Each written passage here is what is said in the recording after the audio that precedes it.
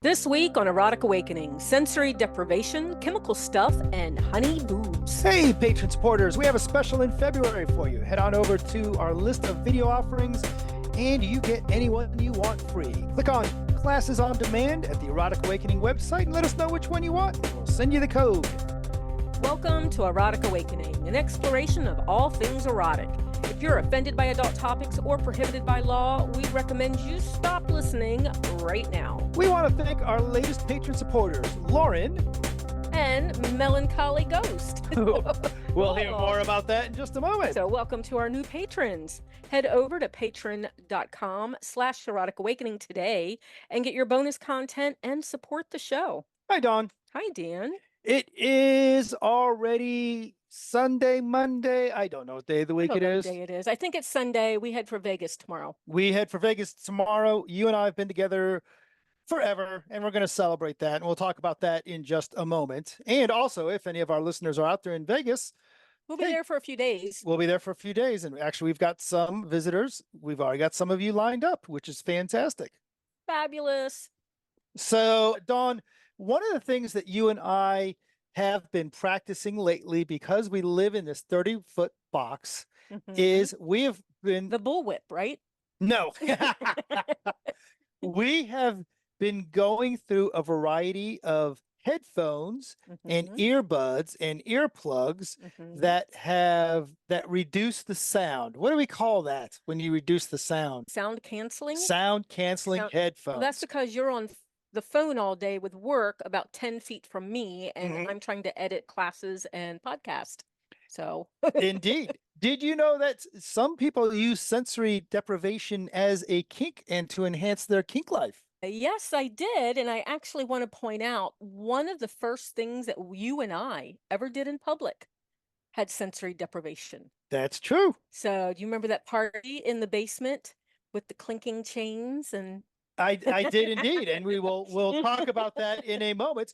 But first off, because our experience is the sum of that story, which is 22 years old, fortunately for us today on the podcast, we have MelancholyGhost, who is going to join us. MelancholyGhost is the Director of Education at the Gateway Alternative Lifestyle Center in St. Louis, as well as a podcast listener, which we really appreciate.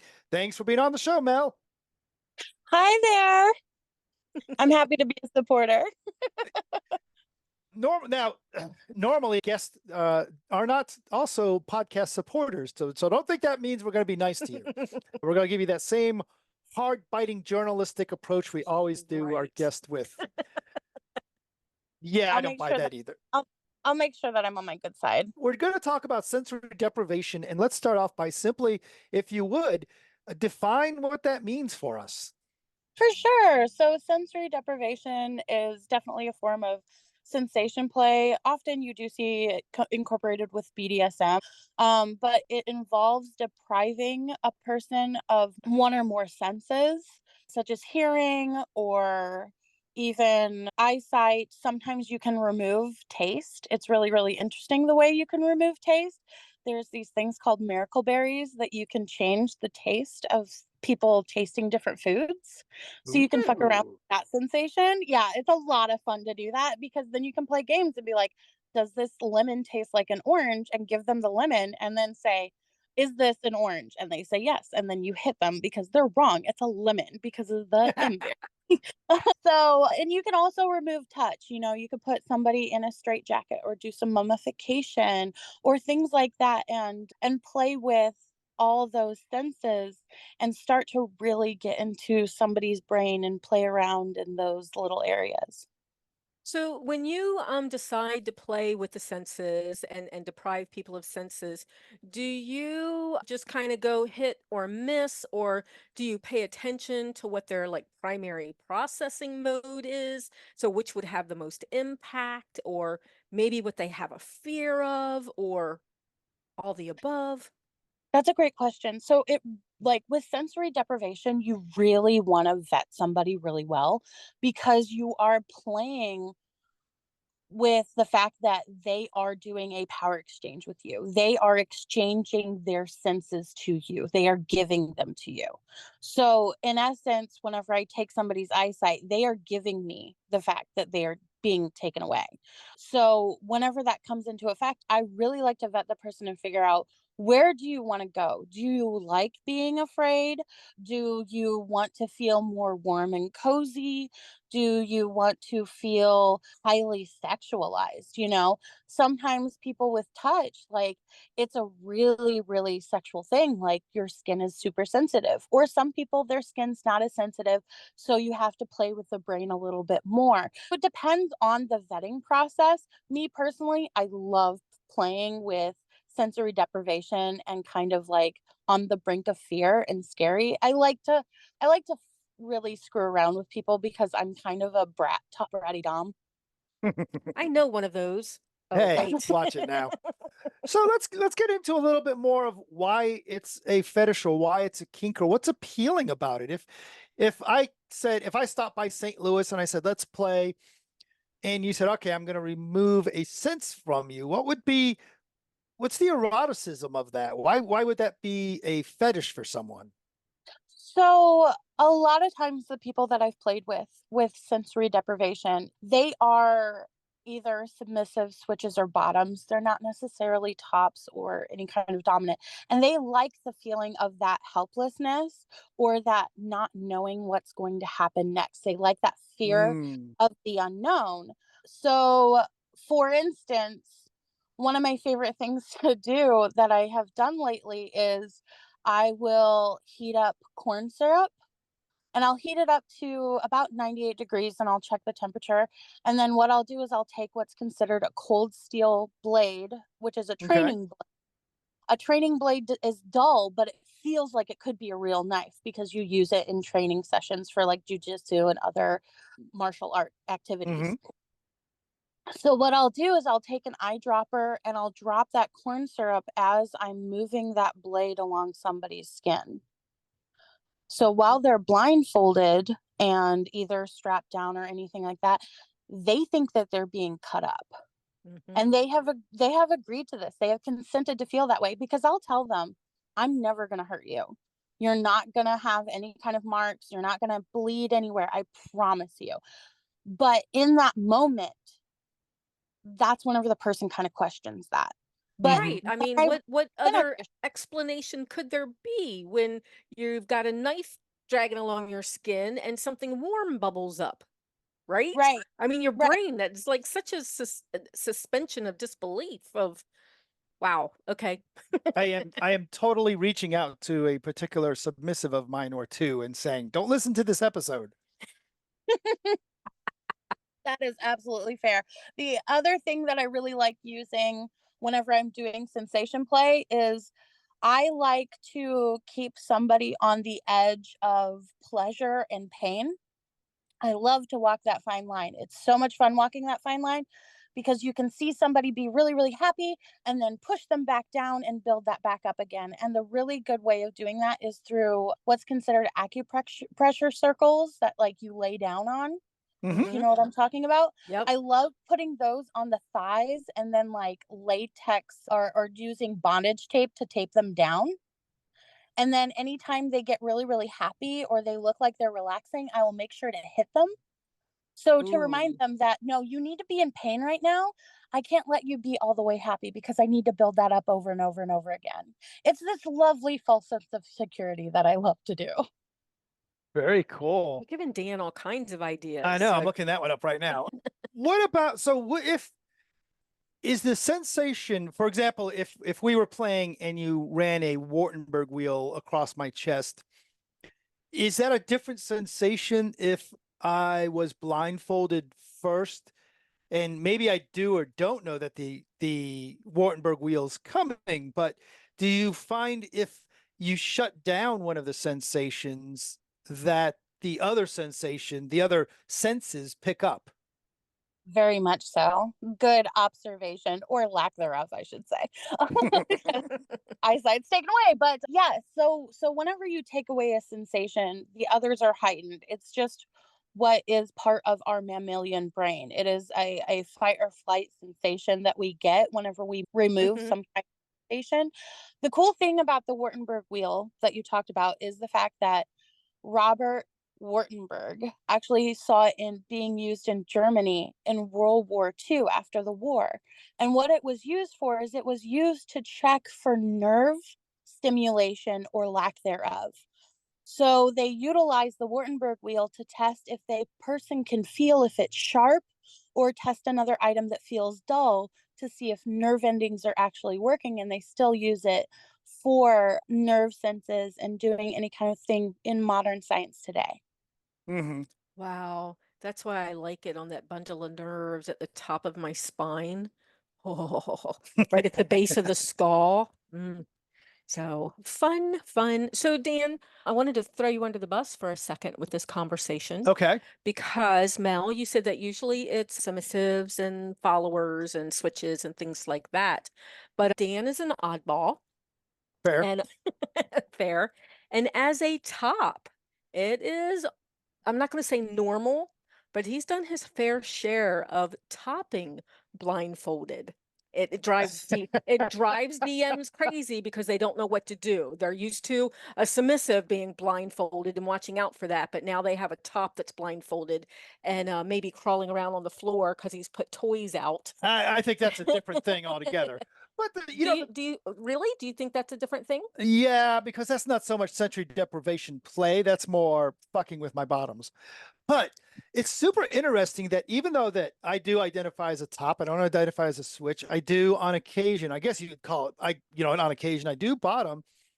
And the bottoming I do seems to always be some level of sensory deprivation. I've walked him around blindfolded before where he's put his hand on my shoulder and like, man, that's freaky. Yeah. My leader is trusting me to lead him and not let him bump into things and yeah. And multiple situations where I've had senses removed from me, most of the time blindfolding, but others as well, and have things happen around me or to me. Oh, me and Smiley Face, she Yep. blindfolded you and you could only listen to what her and I were doing. So that to me. So Mel, tell me if that's a good example of sensory deprivation, at least a way to use it, in that what happened was I was blindfolded and Dawn and someone else were playing, and Smiley all I face. got to do was hear them play versus watch them play. Well, that just sounds like somebody got to be evil for a little bit that usually isn't It wasn't able. me. No, it little bit. wasn't me. It was the person that talked me into it. Well, the thing is that I find that as a dominant and as a like top person, whenever I'm playing, I do like to test out stuff. So if I'm going to put somebody through sensory deprivation, I like to know what it feels like, because then I can kind of get a glimpse of what I feel like and kind of equate it, kind of calibrate it to somebody else. So the other thing that I also like doing is I like making playlists for my sensory deprivation. So whenever they do have like songs going in their head, I can make sure that I'm navigating the songs with the play. So like for instance, whenever I did a sensation play for a class, I had Bite the Hand That Feeds by 9 Inch Nails playing as I was doing food play.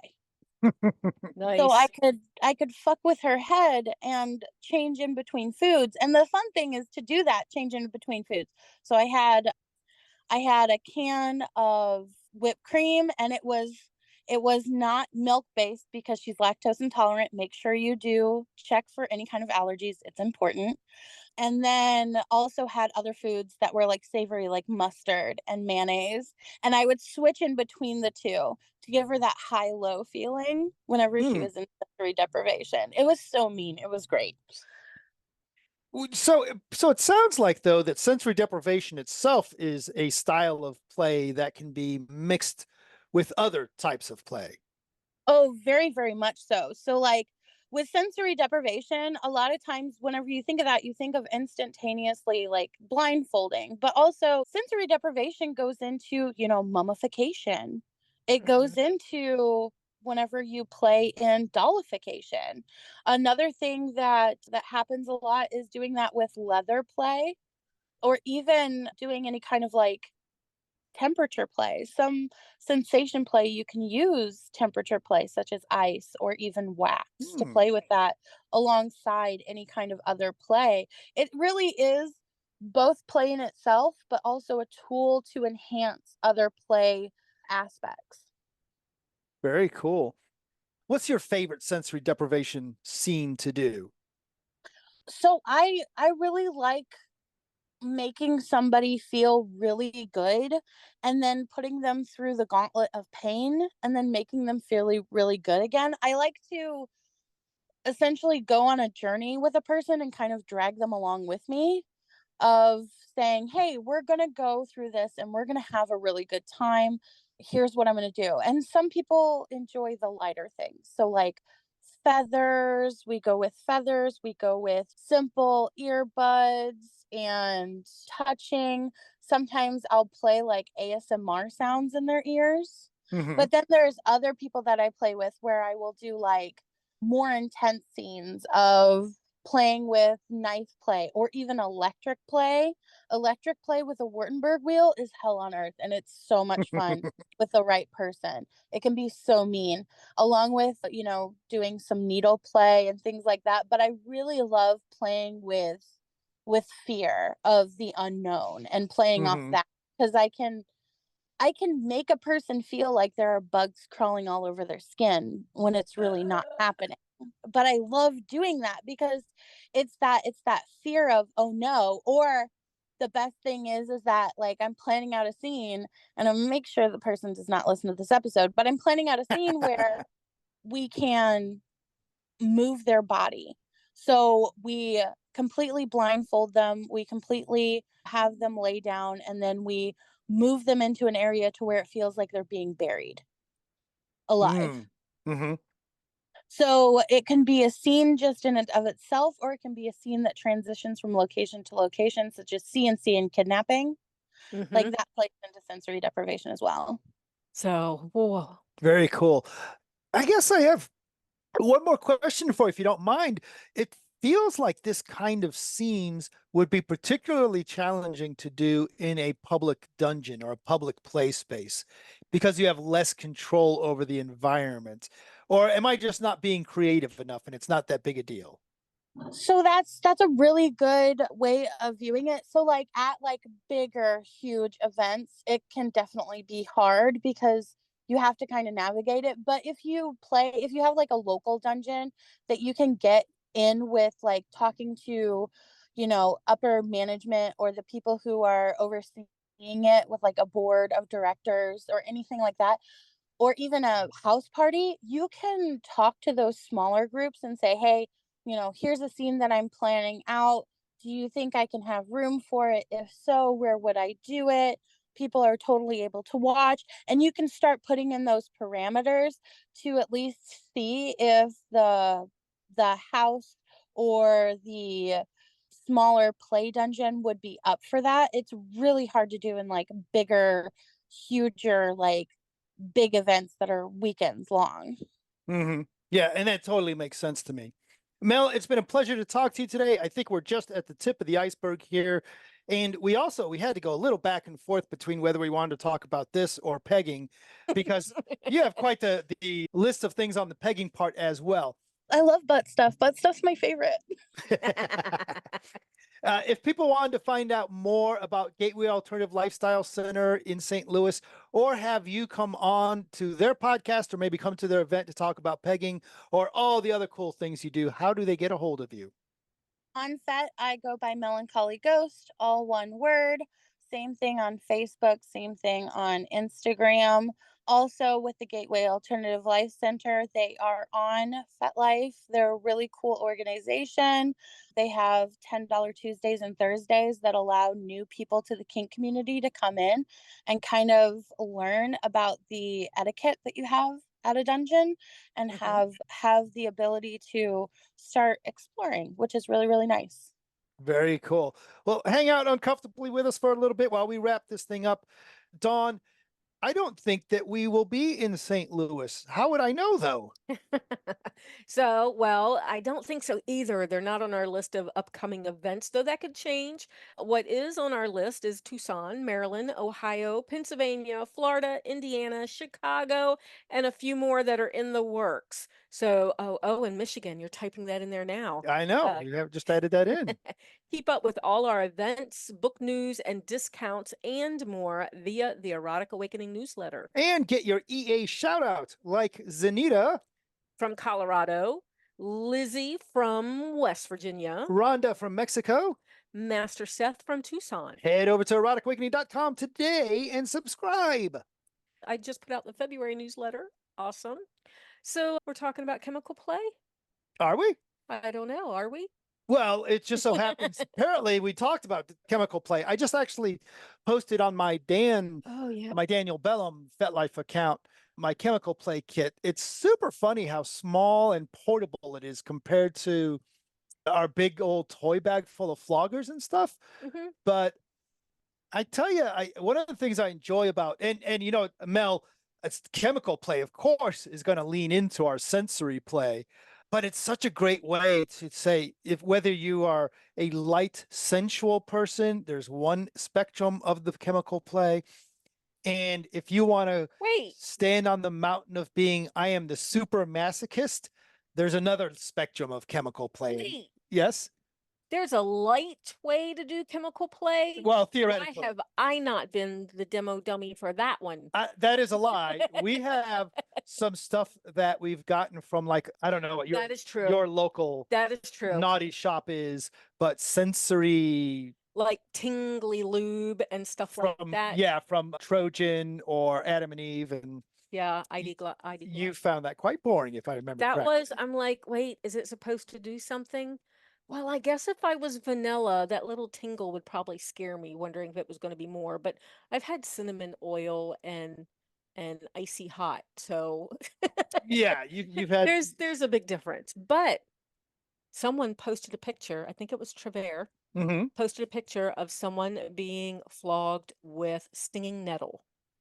And I've seen this before, and that is a chemical burn. It's a plant, right? And my response to that was because I took my kids, my sons, I took them to Cub Scouts. And the one thing I remember once we moved to Ohio was if you saw jewelweed, which has an orange flower, Mhm. and they pointed out what that looked like. If you see jewelweed, that means stinging nettle is close by Oh, because jewelweed is see the little orange flower? Yeah. I'm sure I've pointed that out on hikes before. And that is supposed to be the antidote for stinging nettle. apparently you can make a nice jewelweed tea if that is your thing. Oh, nice. Mel, So- do you ever mix your chemical play and your sensory play? I do. I do. One of my favorite things is to definitely use icy hot. I love Mhm. icy hot. That's always fun. But also at the same time, I really like playing around with utilizing definitely kind of hot cold, but like hot sauce is fun. Hot Mhm. sauce is Yep. really fun to use, especially like whenever you play with it on the tongue, but then, leave it there and let the person just drool it out. That's always fun. I have to admit, shut up, Dawn. Dawn's thinking about some of the mistakes I've made with chemical play and hot sauce. and hot sauce, where I ended up paying let's not talk about that now. But I will say that I have put the hot sauce on what's the nice way to say pussy? Just A go vagina. with it. And then I will lick the vagina and and I like that little spicy vagina. I think that sounds actually like a meal you could get at a classy Spicy restaurant. taco. I'll have the spicy vagina, please. Spicy taco. That was just silly. Let's move on. Dawn, we can't be on this podcast all night. We have to leave tomorrow to go to the Las Vegas, Nevada. Yeah, so we decided since we're over here in the Southwest that our wedding anniversary was in December and our collaring anniversary is in March. So it'll be our 2024? It'll be our 23rd collaring anniversary, and it was our 22nd wedding anniversary, and we got married in Vegas. So this is our one free, we can't even go on a weekend. We don't have free weekends. So we're going to go today, Monday through Thursday, and we're going to go see a zombie burlesque. Yes, we And are. I think I'm going to finally zip line down Fremont Street. And I finally lost enough weight to do that. I was borderline the last time we were there. Definitely under now. So I'm going to try to fly like Superman down Fremont. And we're going to go check out the little place where we got married. Little Church of the West. Yes. Yep. So, and we're going to stay in Luxor. And I hear they just turned one of their playgrounds into an adult only playground at night. But that doesn't mean naked. It means we get to go play all the games that the kids play during the day. Yes. And for those people that are fans of the sports ball, it just so happens that the hotel cost for the Luxor on Wednesdays a measly $60 and Thursdays like $80. And then Friday it's like $380. And I'm like, what the heck's going on? Well, it's the Super Bowl is going on. That's what's going on. And that will be in the Las Vegas. So you know what else is going to be interesting? It'll be our first time there with a vehicle. Because we're driving there. Usually the couple of times we've been there, we've flown in. And it'll be interesting in our big ass truck. Mel, I'm going to ask you a true or false question to test your geography, which I knew that you were looking forward to. It's everybody's favorite part of the show. What? I just made that up. But anyway, Mel, you have to answer this question anyway. True or false, there is a Las Vegas, Arizona. I feel like that's true, but also I come from American geography. We suck at it. And is it Arizona or is it New Mexico? There is probably one in New Mexico as well. We've stayed in the one in New Mexico, but there's a Las Vegas, Arizona as well. Wow. So if you're booking for Las Vegas, you might get lost. Yeah, so if you ask the GPS for Las Vegas, make sure you got the right state. I literally, when we went to Las Vegas, New Mexico, I knew we were in Las Vegas, New Mexico, but I still, when we checked into the RV park, I asked the lady, so where's the casinos? And she looked at me horrified, thinking I'd got this mixed up. And I said, no, I'm just kidding. And to your point, Mel, you are 100% correct. I know geography. I know global geography because I played a shit ton of the game Risk. My husband's the same way. But we played Ticket to Ride yesterday with the Kevin and Katie, and it's a little challenging because it's U.S. geography. We've only lived here our whole lives. Be a part of the Erotic Awakening podcast community. You can support us on Patreon and get early access to the podcast, a free version of the audiobook Polyamory Toolkit, free ebooks, member-only Discord access, and more. Find all the goodies on patreon.com/Erotic Awakening today. Help others find us. Take a moment to support the podcast. Rate us on Apple Podcasts, Google Play, Spotify, or wherever you listen. I want to do that with my hypnosis training class in mind. Find all the goodies at patreon.com/Erotic Awakening. Now, that's right. Okay, let's move on. Okay. Nobody listens to this part anyway. Join the conversation with us and other listeners. Use the links from the Erotic Awakening website for our growing Discord channel. Feel free to reach out to us. Contact us with questions, podcast comments, or just to say hi. We are Dan and Dawn on FetLife. And Erotic Awakening on Instagram. Or just email us at dananddawn@eroticawakening.com. Bye, Dan. Bye, Dawn. Bye, Mel.